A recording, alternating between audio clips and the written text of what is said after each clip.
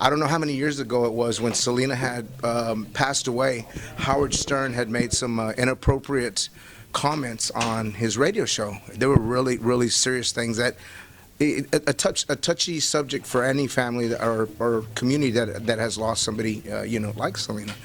And probably within one day, he lost almost half of his sponsorships, which was that adds up to millions of dollars. And he ended up apologizing the next day in Spanish, that he was sorry. Which that's, I mean, LULAC does more than that. They represent all facets of life in general, from communities to helping people like our family, which we really appreciated it, because there was some hurtful things said, and to watch important people go into doing positive things is a really beautiful thing.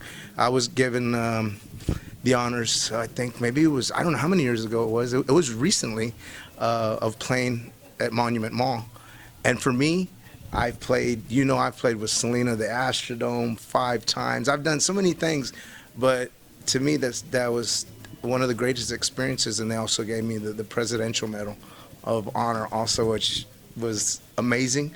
It was given to me by the then president, and I mean, what can I say? LULAC, where do I start? They help the youth, they help the elderly, they help everybody, anybody that needs help, any Latino that needs help. And as a matter of fact, was also founded in Corpus Christi. So that's pretty cool information also. So I could sit here and go on and on about LULAC, on how wonderful an organization it is. But the most wonderful thing is all the smiling faces that are sitting outside right now, waiting to hear some cumbias. So I'm ready to do my job and just entertain everybody and make sure everybody leaves here with a smile. And I'm sure they're leaving with a smile anyway, because I believe a lot of important issues were addressed at these meetings, and we'll see some positive progress from the Latinos. We want to know who inspires you, who keeps you going, and not only that, but who inspired you to get into the music industry? Everybody already knows how I got inspired and how I got into the music industry, and that was by my father, Abraham Quintanilla. And I want to thank him because he's the reason that I'm still doing what I'm doing. I wish I was still doing this with Selena, but I continue to do this to carry on family tradition. And what we set out to do was to bring music to people and make people happy. And I've seen so many positive results from the music that I've produced and the shows. And I have autistic kids come, kids with Down syndrome, kids that never tried to talk before, they try to sing, whether it's to Selena's music or my music, which to all you guys watching out there, it's the same thing. I made both of them. So a lot of people go, we love your sister's music, but we love your music too. Their music, hers is special though, because she sang it. So that's the only difference, but it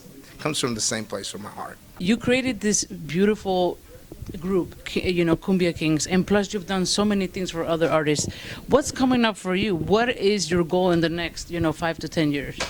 My goal is, the goal that I have is I've been working on an album. It took me 2 years to put it together, and if I was to go tomorrow, which I hope I don't, I would be very satisfied as this being my last album. So I'm very happy with it. I've signed with a huge label out of California.